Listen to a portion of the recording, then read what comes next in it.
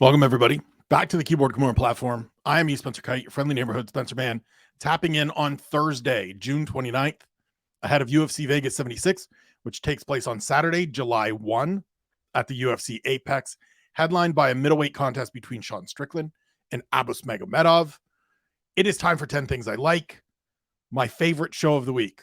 With all due respect and all love to all the other programs that I put together, this is the one I love the most because this one is the one that's about me the most, right? These are my opinions. These are the things that get me excited that I want to share with you, faithful listeners, faithful viewers, so that hopefully you can get some of this excitement for yourselves as we get ready to return to the UFC Apex and the Octagon on Saturday.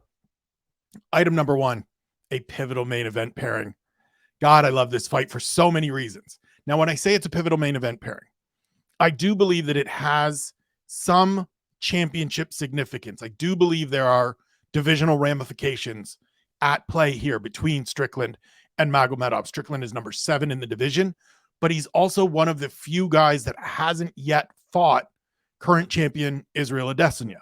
I think if he wins and wins in impressive, dominant fashion, it bolsters his chances for a championship opportunity. Maybe not next, but maybe somewhere down the road, maybe he gets into a fight where he is one away. He gets into a title eliminator type of matchup. If Abus Magomedov comes out, dominates Sean Strickland, which is proven difficult to do thus far since Strickland has come back to the middleweight division, then he's in that mix as well because he very much is a fresh name as a UFC sophomore that hasn't fought the champion and has a wealth of experience and then could potentially have a great big win behind him over Sean Strickland. And I know people are going to balk at me calling Sean Strickland a great big win, but he's 6-2 since returning to action back a couple of years ago, back a few Octobers ago with a victory over Jack Marshman, then turned around and beat Brendan Allen, and BA's on a nice run. We got to remember these things, right? BA's on a nice run. Sean Strickland dominated him, finished him. Only guys he's lost to are Alex Pereira and Jared Cannonier. As much as Sean is a absolute dickhead when there is a microphone or a camera in front of him, he is a very good fighter. And we can't let his dickheadness deter us from understanding and acknowledging that he's a good fighter. He's a very good fighter. So this would be a big win for Abus Magomedov. But I also think that calling this a pivotal main event pairing has another connotation as well, at least does for me. And that is a little bit of this being a referendum on the way we look at, maybe get to matchmaking some of these divisions. One of the sticking points, one of the points of contention for a lot of people regarding this fight was how do you put a sophomore in there in a main event against a guy like Sean Strickland when he's only got one UFC appearance under his belt and it lasted 19 seconds against a guy that washed out of the promotion. It is something that I think is brilliant. It's something that I think makes a great deal of sense. I have a piece coming out tomorrow on OSDB Sports talking about this fight, that decision, others that could possibly be in line for that kind of step up in the near future because of the success they've already had. I think there's no need, as I said yesterday on One Question, no need to go through the usual process here of matriculating Magomedov up the rankings through the Julian Marquezes of the world. Let's just see what he can do. 25-4-1, 32 years old. Let's just see what happens. And if it turns out that we get a great fight, we get a great performance, and even if Magomedov doesn't win, it could turn some of these future matchups and some of the way we do things, the way we see fights booked in the UFC on its head a little bit. We could see more of this going forward. I think we need to. I've advocated for a long time that contenders don't need to win, shouldn't need to win 5, 6, 7 fights before they're in title contention, before they're right there, ready to fight for the title. Now, circumstances often dictate these things. A lot of stuff, a lot of variables to consider. Things are often out of those contenders' control. But as a promotion, the UFC has the choice, has the ability to just sort of fast lane some of these athletes. And I think we need to see it more, especially in weight classes like 185, where there's a dearth of contenders, where there's a dearth of fresh names. So I think if Magomedov goes out and win or lose, puts on a great performance, gets into a good physical competitive fight with Sean Strickland, we might see more of these matchups going forward. And I, for one, would be all the way in on it. I would absolutely love it. It would be terrific to me. And on a petty note, on a personal note, kind of going to feel good if Abus Magomedov comes out here and shows out on Saturday, the way I think he will. I am petty in this way. I can't help it. Sometimes I get petty. If he shows out, I'm going to be a little petty on Sunday. Item number 2, Grant Dawson's big test. Dawson takes on Damir Ismagulov in the co-main event. It is a step up in competition for the undefeated in the UFC lightweight. He is 7-0-1, coming off back-to-back third-round submission wins over Jared Gordon and Mark Madsen. Madsen fight was on short notice, first person to defeat the Danish Olympian. It was a very good performance, out-wrestled an Olympic bronze medalist, and now doesn't necessarily translate over directly. I understand. We all know this, but it's still a very good showing for the 28-year-old American. He gets Ismagulov here, coming off his first loss in a number of years. Ended his 19-fight winning streak last time out against Arman Saryukin, who of course is a top 10 fighter in this division, just won a couple of weeks ago. Terrific fighter. We love seeing him compete. So this is the one for Dawson.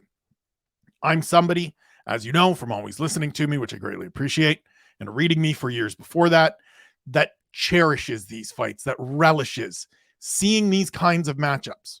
Let me see the emerging fighter get in there with the steely veteran, get in there with the guy that can do a little bit of everything, because this is where we learn whether Grant Dawson is somebody that is capable of going forward, or what holes he needs to fill, and what mistakes and errors and gaps in his game he needs to fix and remedy before he can go forward. He's done exceptionally well in the UFC up to this point, and for his career overall up to this point.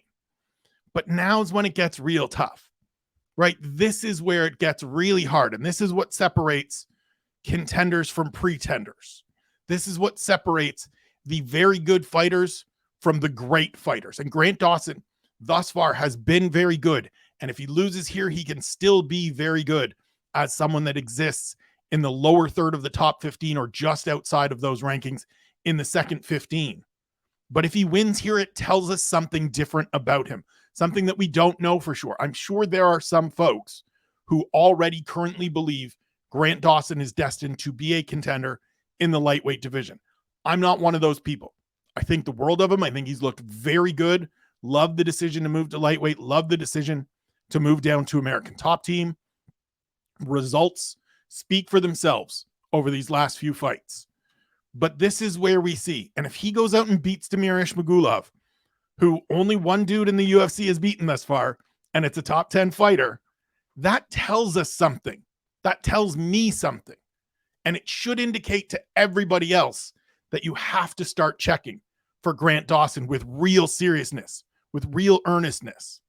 Because beating guys like Damir Ismagulov, whether you are deeply familiar with his resume and what he brings to the table or not, I am telling you, it will be a very good win for the young American.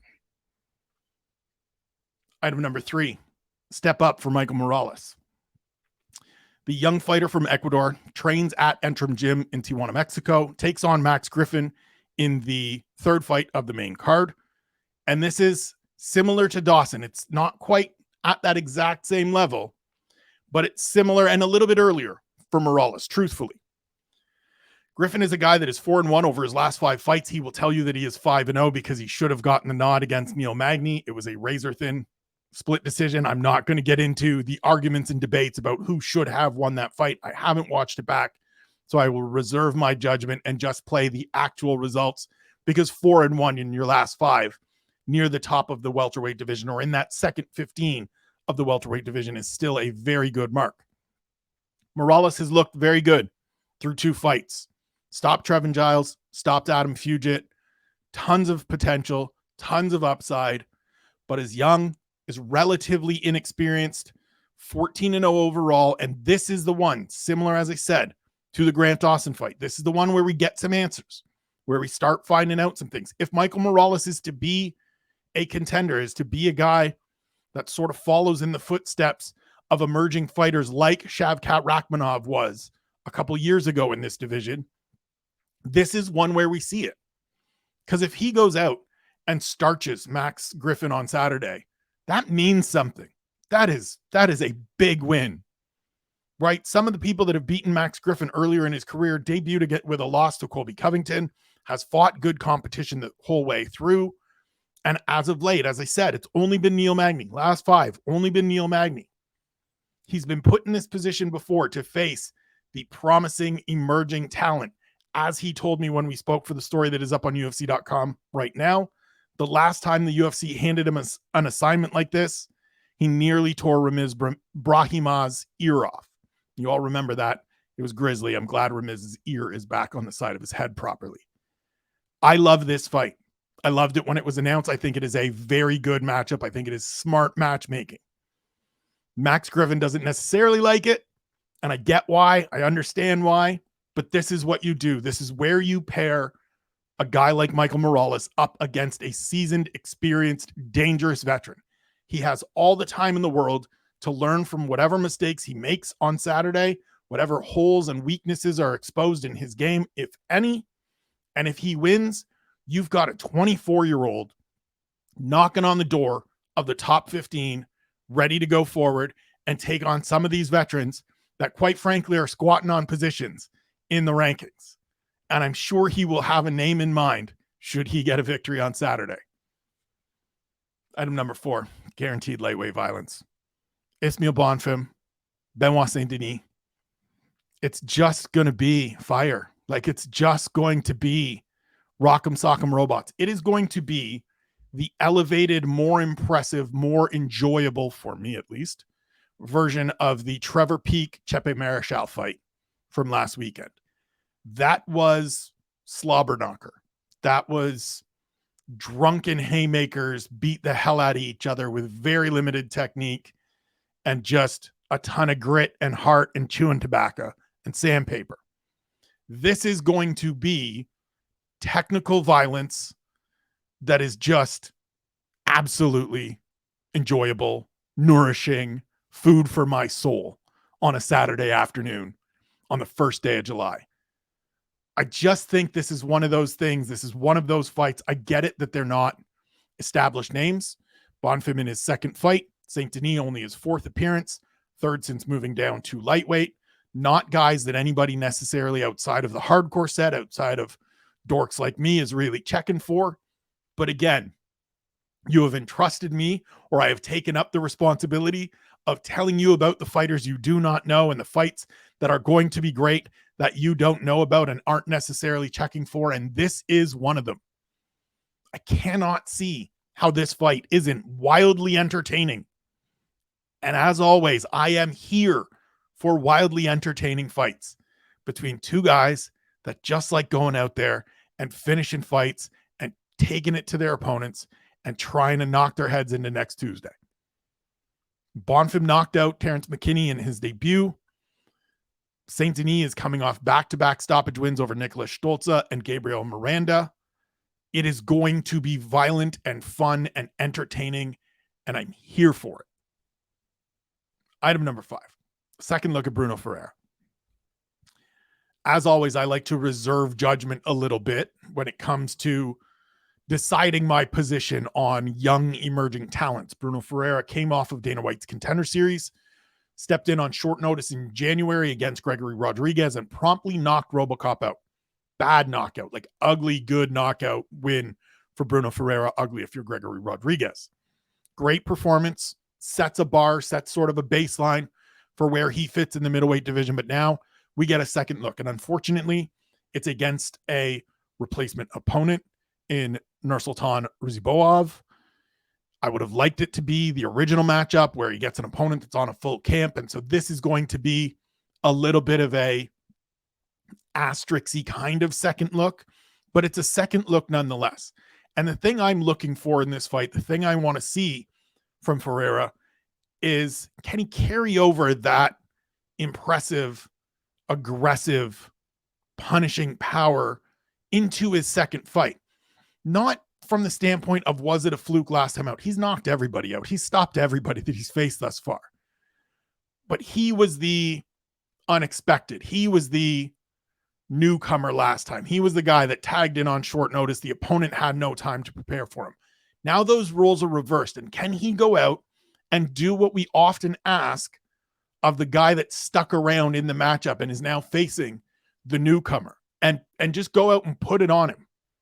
Go out and get himself a dominant victory. The one that stands out in my mind of recent, right, is Jim Miller knocking Jesse Butler out in 23 seconds or whatever it was earlier in the month. That's what we want to see. That's what I like to see from fighters in this position, especially those that have greater experience overall. Now, it's not necessarily a disparity of Jim Miller and Jesse Butler, which is the widest gap ever in UFC history between the guy with the most fights ever in UFC history and a guy making his debut.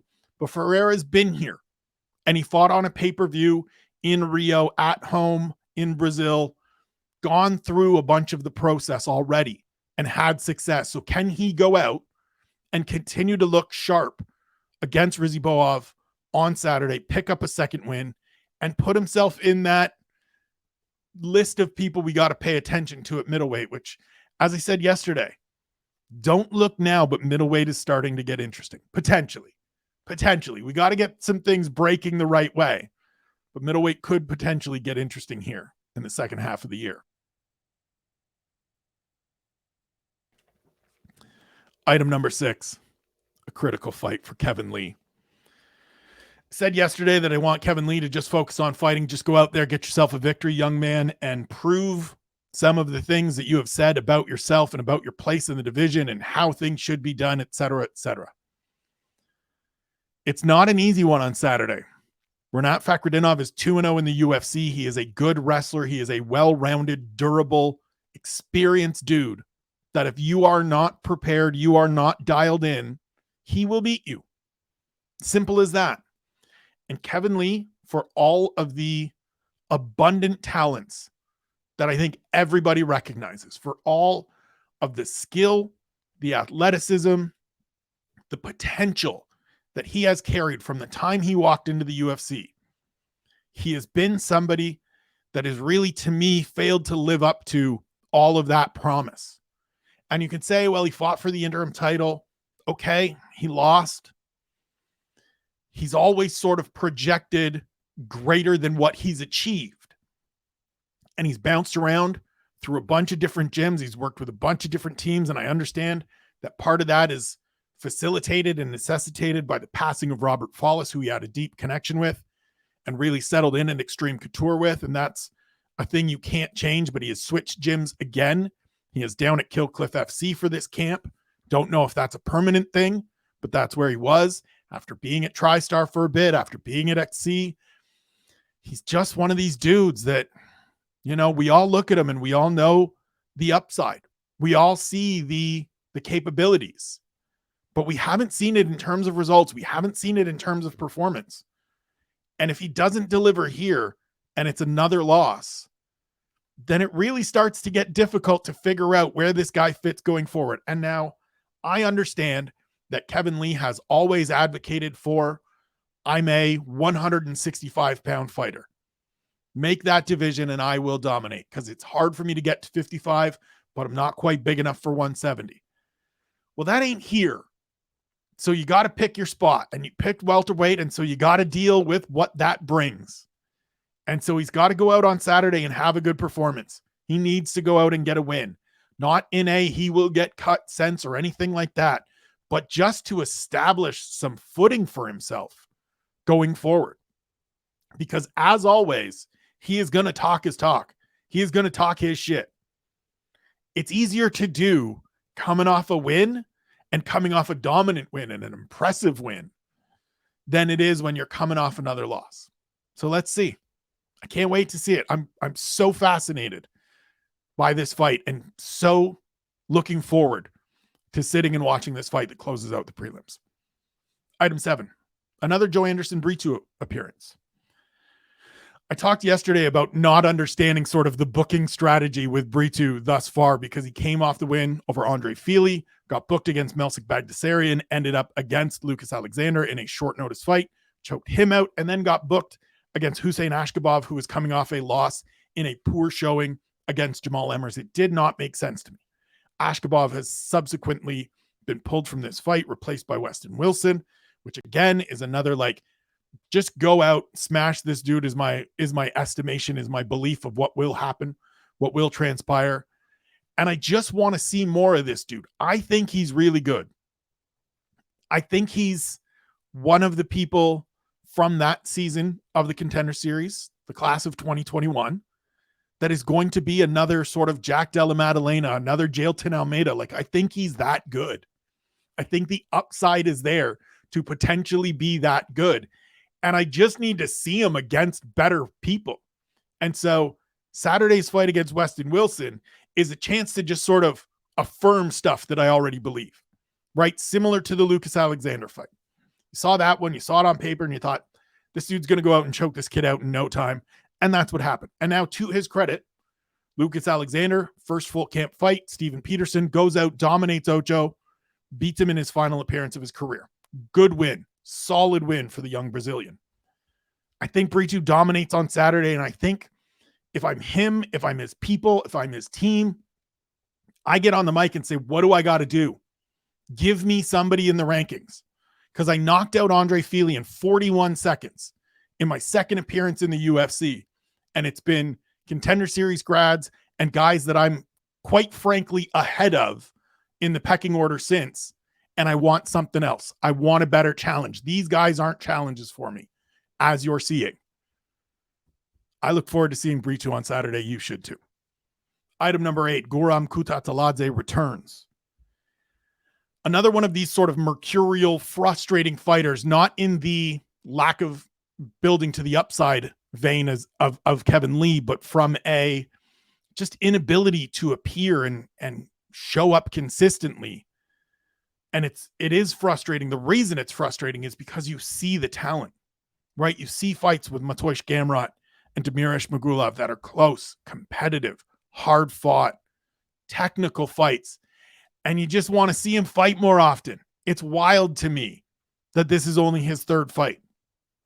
It's wild to me that he just can't make it to the octagon more frequently than once a year. And that's what it's been for his UFC career thus far. Fight once, out for a year, fight again, out for another year. Now you're back. And this is his second booking of this year, because he was supposed to fight a few weeks back against Jamie Malarkey, but ran into visa issues again. Now, I get that the visa situation is complicated, exacerbated by geopolitical things that are well out of our control and, frankly, the scope of this podcast. But as a fight fan, as somebody that enjoys watching fights and enjoys watching Kutateladze compete, I just want to see him out there. I just want to see him step in the cage. I think he has an opportunity to be a top 15 fighter. As I talked about yesterday, the guys he's faced are both top 15 fighters. And so he's certainly someone that can make that push, that can make that move, and has the skills to be there. Elvis Brenner, his opponent on Saturday, got a debated split decision win over Zubaira Tukhugov earlier this year. On Tukhugov at UFC 284.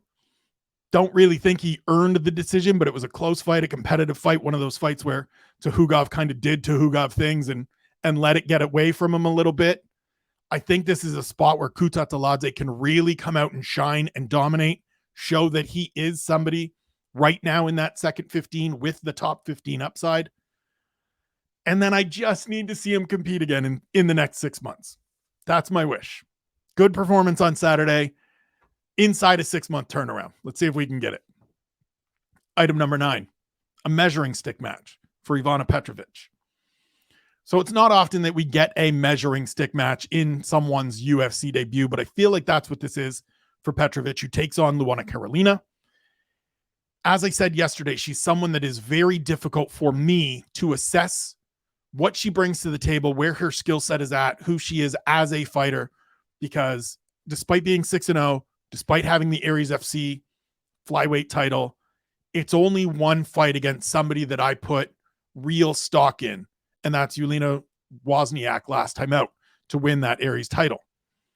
That was a good fight. That was a good performance, but this is the one to me where we're going to set that baseline, where we're going to find out right away what she's capable of. As much as Luana Carolina comes in on a 2-fight losing streak, I think she will be buoyed by the fact that she's not fighting in London. That's where each of her last 2 losses have come. I think she is facing someone that is commensurate to the level of skill that she brings to the table, at least in terms of what we've seen thus far. Petrovic could very well go out here, blow her out of the water, and prove herself to be someone to watch at flyweight, joining that long list, growing list of women to watch at flyweight. But it should give us a good understanding right out of the gate. Carolina's a tough out if you're not prepared for what she brings, right? We have the memory of Molly McCann knocking her out with that spinning back elbow in London, but that was a competitive fight up until that point. That wasn't one-way traffic and then Malls hits her with the elbow and walks it off. It was a good competitive fight. She beat Lupi Godinez a couple of years ago, and I know Lupi is naturally a 115-pounder, fighting at strawweight, took it on short notice, real quick turnaround, but that's a good win still. Lupi's a tough out. I expected her to win. That showed me that Carolina can do some stuff. And we're going to see on Saturday if Petrovic can match that and exceed that and maintain her unbeaten record and go forward with a victory in her UFC debut. Item number 10, the big boys open up the show. I kind of like this. We talk all the time about heavyweights getting stuck in the middle of the main card, feeling like it's going to be a slog. Saturday, we got Alexander Romanov and Blagoy Ivanov opening up the show. And so if it's a slog, if it turns into 15 minutes of grueling, exhausted fighting, it's over and done with early. If we get dialed in, locked in Alexander Romanov and he goes out and submits Blagoy Ivanov, becoming the first person in the UFC to defeat him by finish, by submission, then we get a cool start. If Ivanov goes out and hits a ground and pound finish and smashes out Romanov, we get a good start. Either way, I think we get something of intrigue to start the night. And I like this. These are established names. These are people we know stepping into the cage for the first fight of the night. Not often the thing we get. Quite frequently, it's newcomers, or it's flyweights that people aren't checking for, or it's a female fight, quite frankly. Now we get top 15 heavyweights. And I know people will say being ranked in the top 15 and the lower third at heavyweight isn't quite the same as being ranked at lightweight or bantamweight, or I agree 100%. But I can only look at who is ranked, and these men are ranked. And so we kick it off with a meeting between ranked fighters that has some intrigue, at least to me. And I want to see it, and I'm looking forward to it. I think this is a good card. I said yesterday, I will say again here. This is the kind of card that I think sneaks up on a lot of people. I think come Saturday night, when the dust has settled, there are a lot of people going, man, that was a really fun show. It was a really good event. We got some really good, plenty to talk about. I hope there will be plenty for me to talk about on Sunday on the Next Day Takeaways when I will return. Before that, of course, I will be back here tomorrow with the Friday Double Dip, Punch Drunk predictions, and the betting show, trying to get back on track in both. Before I get out of here, as always, check the QR code. If you are not watching on the YouTube, if you are just listening on the podcast, spencerkite.substack.com, Keyboard Kimura newsletter, put it out just about every day, trying to make it every day. We're back here, back on track this week. Subscribe for free, subscribe for $5 a month, subscribe for $50 for the year. Greatly appreciate it. Any way you subscribe, any way you tap in, I love having you around. Check out the guys at One Bone, at One Bone Brand on Twitter and Instagram, onebonebrand.com for all your apparel needs. New drop came out yesterday. Happy anniversary, boys. Congratulations on 5 years. Appreciate all you are doing for us bigger fellas that need some good, fresh, clean gear. If you do check them out and are checking out, put in that promo code ESK20 for 20% off. Let them know that you heard about them from yours truly. As always, follow me on Twitter and Instagram at Spencer Kite. Thank you for tuning in. We will talk to you tomorrow. Know that you are loved. Know that you are valued. We'll see you then.